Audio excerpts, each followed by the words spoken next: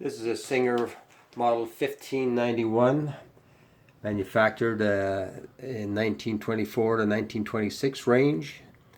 Comes with a potted motor that eliminates the motor belt. It has a new light on it with a LED bulb. The paint and the decals are in very good shape. It's in a nice solid table and a chair for convenient sewing.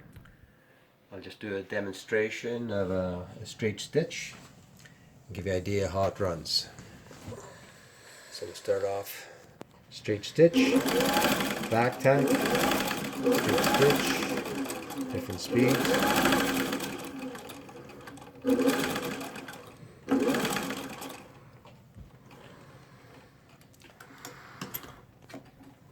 Excuse my shaky foot on the foot pedal.